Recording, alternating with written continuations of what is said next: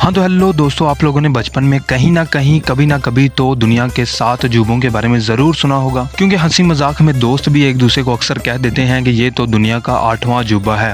अरे वाह, ये तो दुनिया का 8वां अजूबा देख रहा हूँ भाई। हाँ। पर क्या कोई जानता है कि दुनिया के ये 7 अजूबे आखिर हैं कौन से? नहीं।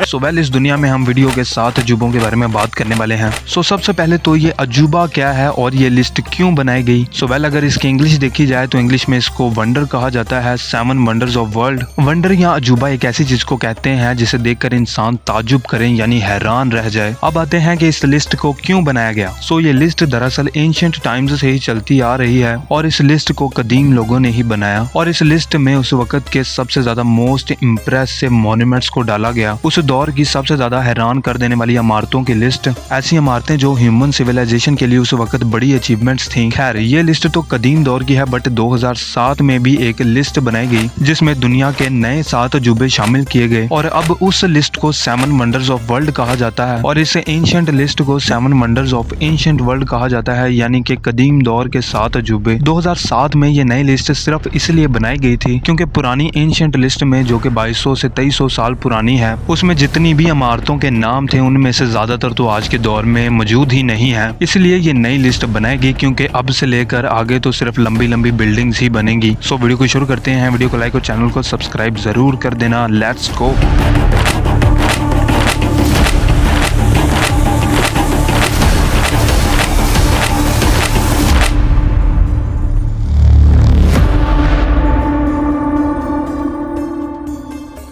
The light house of Alexandria. ये मॉन्यूमेंट भी आज के दौर में मौजूद नहीं है, सिर्फ इसकी पेंटिंग्स और स्केचेस ही हैं। इसलिए इसकी सिर्फ पेंटिंग्स, स्केचेस और कुछ AI जनरेटेड इमेजेस हैं जो कि एक दूसरे से ही थोड़ी बहुत डिफरेंट हैं। सो इस इमारत को बनाया गया था 280 BC में। इस इमारत को बनवाया गया था एक छोटे से आइलैंड पर जिसको आइलैंड ऑफ फेरस कहते हैं, जो कि अलेक्जेंड्रिया इजिप्ट में है। ये पूरी की पूरी इमारत लाइमस्टोन और मोल्टन लीड से बनी हुई थी। इस बिल्डिंग की हाइट 120 से 130 मीटर थी और इस इमारत का शुमार उस वक्त दुनिया की सबसे ऊंची इमारतों में हुआ करता था। जैसा कि इसके नाम से ही जाहिर है, ये एक लाइट हाउस था जो कि रात के अंधेरे में समुद्र की कश्तियों को किनारे तक पहुंचने में मदद देता था। ये इमारत ऑलमोस्ट 1300 सालों तक खड़ी रही, जिसके बाद 10वीं से 13वीं सेंचुरी के बीच में ये इमारत अर्थक्वेक्स यानी कि ज़लज़लों की वजह से गिर गई। इसके बाद 1480 में सुल्तान केतबे ने इसका मलबा हटवा कर वहां पर एक किला खड़ा कर दिया और ये किला आज तक खड़ा हुआ है।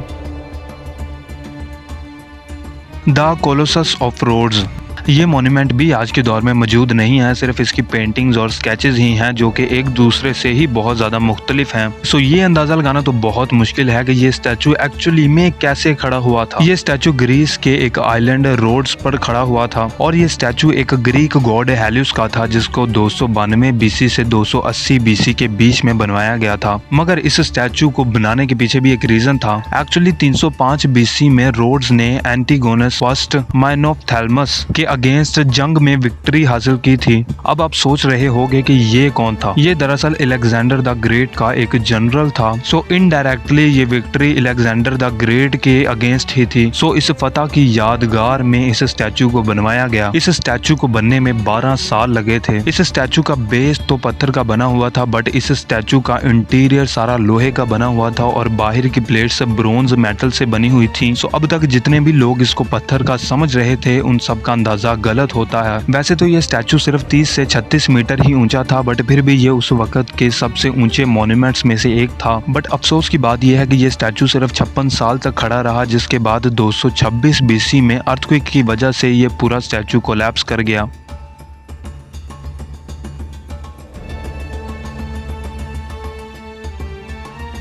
The mausoleum at Halicarnassus. ये मॉन्यूमेंट भी आज के दौर में मौजूद नहीं है, सिर्फ इसकी पेंटिंग्स और स्केचेस ही हैं। जैसा कि इसके नाम से ही जाहिर है, ये एक टॉम था जिसको राजा मोज़ोलियस की कब्र के ऊपर बनवाया गया था। मोज़ोलियस दरअसल कारिया के राजा थे जिनकी मौत 353 BC में हुई। इनकी मौत के बाद इनकी बीवी क्वीन आर्टेमिसा II ने सिर्फ अपने हस्बैंड को ट्रिब्यूट देने के लिए इनकी कब्र के ऊपर इतना बड़ा मॉन्यूमेंट बनवाया। इस मॉन्यूमेंट को बनने में 3 साल लगे और ये मॉन्यूमेंट पूरी तरह से बनकर खड़ा हुआ 350 बीसी में ये बिल्डिंग 45 मीटर टॉल थी। अगर आज ये इमारत होती तो ये मॉडर्न डे टर्की में होती, बट अनफॉर्चुनेटली कई सदियां सर्वाइव करने के बाद ये मोन्यूमेंट 12th सेंचुरी में आए सीरीज ऑफ अर्थक्वेक्स की वजह से गिर गया। यहाँ पर एक बहुत ही इंटरेस्टिंग फैक्ट हमें जानने को मिलता है कि ये जो वर्ड है मौजोलियम, जिसका मतलब होता है मकबरा यानी कि कब्र के ऊपर बनी हुई इमारत, ये वर्ड भी दरअसल किंग मौजोलियस से ही निकला है। सो कहा जा सकता है कि ये इमारत दुनिया के सबसे पहले मौजोलियम्स में से एक थी।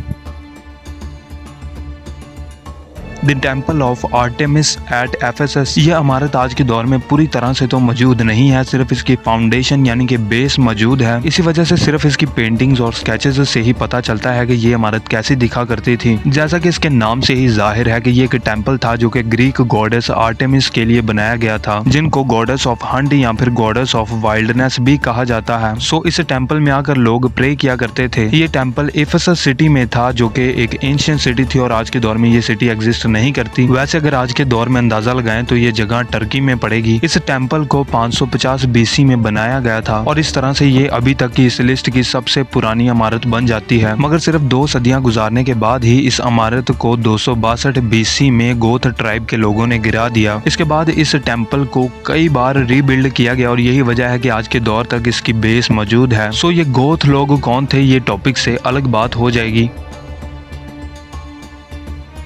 Statue of Zeus at Olympia, ये स्टैचू भी आज के दौर में मौजूद नहीं है, सिर्फ इसका मलबा ही पड़ा हुआ है और इस स्टैचू की पेंटिंग्स को भी अगर देखें तो एक दूसरे से डिफरेंट ही हैं। जैसा कि इसके नाम से ही पता चलता है कि ये एक ग्रीक गॉड ज़्यूस का स्टैचू है जो कि ओलंपिया ग्रीस में है। इस स्टैचू को बनाया गया था 432 बीसी में और इस स्टैचू को बनने में टोटल 12 साल लगे। वैसे तो ये स्टैचू सिर्फ 12 से 15 मीटर ऊंचा ही था, बट ये कोई आम स्टैचू बिल्कुल नहीं था क्योंकि ये स्टैचू गोल्ड और आइवोरी का बना हुआ था। गोल्ड खुद में ही एक बहुत ही प्रीशियस मेटल है, बट आइवोरी उस दौर में गोल्ड से भी ज्यादा प्रीशियस मटेरियल था जो कि हाथी के दांतों से हासिल किया जाता था। बट ये स्टैचू 5th सेंचुरी तक बिल्कुल नहीं रहा। कहा जाता है कि ये आग से या फिर जलजले से तबाह हुआ होगा और जहाँ पर ये स्टैचू हुआ करता था वहाँ पर भी सिर्फ पत्थर का मलबा ही पड़ा हुआ है, किसी तरह का गोल्ड का कोई नामो निशान तक नहीं है।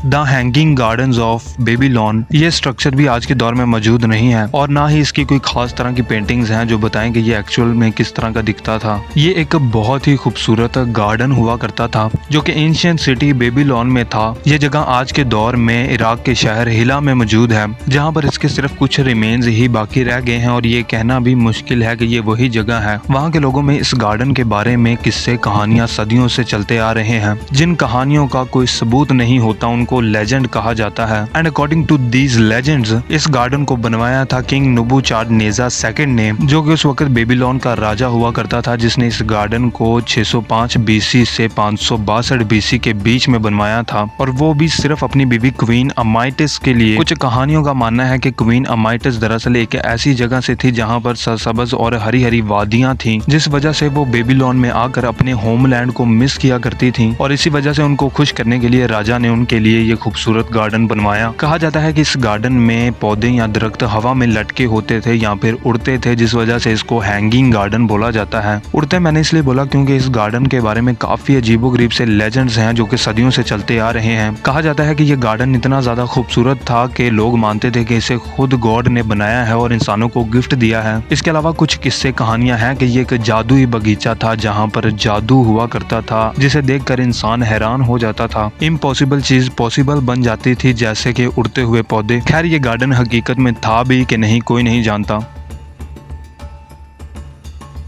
The great pyramids of Giza, और ये कदीम 7 अजूबों में से सिर्फ वाहिद एक अजूबा है जो कि आज के दौर तक मौजूद है और सही सलामत खड़ा है। भले ही वो चमक दमक नहीं रही बट स्ट्रक्चर बिल्कुल सही है। सो इनके बारे में थोड़ा सा डिटेल में जाते हैं। इनको पिरामिड्स ऑफ गीज़ा इसलिए बोला जाता है क्योंकि गीज़ा एंशिएंट टाइम्स में एक जगह हुआ करती थी जहाँ पर इन पिरामिड्स को बनाया गया था, जो कि आज के दौर में कायरो के नाम से जानी जाती है, जो कि इजिप्ट में है, जहाँ पर ये पिरामिड्स मौजूद हैं। ये स्ट्रक्चर 2500 880 BC में बनाया गया था। ये स्ट्रक्चर लिस्ट का तो सबसे पुराना स्ट्रक्चर है ही, बट इसके साथ साथ ये इंसानी हिस्ट्री के सबसे पुराने स्ट्रक्चर्स में से भी एक है जो कि आज तक सही सलामत खड़े हैं। इन पिरामिड्स को सिर्फ इसलिए बनाया गया था ताकि इजिप्शियन राजाओं को मरने के बाद मम्मी बनाकर इनमें रखा जाए। इन पिरामिड्स को 1 लाख से भी ज्यादा मजदूरों और कारीगरों ने मिलकर 20 साल में बनाया। बेसिकली पिरामिड्स ऑफ गीजा के इस स्ट्रक्चर में 3 पिरामिड्स हैं। पहला पिरामिड ऑफ खुफू जो कि इन तीनों में से सबसे बड़ा है 146 मीटर हाइट के साथ। दूसरा पिरामिड ऑफ काफरे जो कि 136 मीटर हाइट के साथ दूसरे नंबर पर आता है। तीसरा पिरामिड ऑफ मेनकोरे जो कि 65 मीटर हाइट के साथ सबसे छोटा है। इनमें से सबसे बड़ा पिरामिड ऑफ खुफू 3800 सालों तक दुनिया का सबसे बड़ा मैन-मेड स्ट्रक्चर रहा है। इन पिरामिड्स को 23 लाख से भी ज्यादा पत्थरों के ब्लॉक्स को यूज करके बनाया गया है। हर पत्थर का वजन एवरेज 2.5 टन है और एंशिएंट टाइम्स में इस तरह का मॉन्यूमेंट बनाना बहुत ज्यादा डिफिकल्ट था, बट उस वक्त कुछ खास तरह की टेक्निक्स यूज की गई इन पत्थरों को लिफ्ट करने के लिए। इसके अलावा काफी शॉकिंग फैक्ट्स भी हैं इन पिरामिड्स के बारे में, जैसे कि ये कार्डिनियल डायरेक्शंस के साथ बिल्कुल परफेक्टली अलाइंड हैं, नॉर्थ साउथ ईस्ट वेस्ट के साथ बिल्कुल परफेक्ट अलाइनमेंट, और एंशिएंट टाइम्स में इतनी परफेक्शन लाना काफी मुश्किल है। इसके अलावा इन पिरामिड्स के अंदर का टेम्परेचर पूरे साल कांस्टेंट ही रहता है 20 डिग्री सेल्सियस। पिरामिड्स के बाहर सर्दी हो गर्मी हो बट अंदर का टेम्परेचर 20 डिग्री सेल्सियस ही रहता है। और जहाँ पर इंसान को अपने सवाल का जवाब नहीं मिलता वहाँ पर थ्योरीज जन्म लेती हैं, यानी कॉन्स्पिरेसी थ्योरीज। इसी तरह इन पिरामिड्स के बारे में काफी ज्यादा कॉन्स्पिरेसी थ्योरीज हैं, जैसे इन पिरामिड्स को एलियंस ने बनाया है या फिर एंशिएंट इजिप्शियन लोग हमसे भी ज्यादा एडवांस हुआ करते थे। ये सारी कॉन्स्पिरेसी थ्योरीज काफी ज्यादा इंटरेस्टिंग हैं, पर हकीकत तो सबूत पर ही मबनी होती है।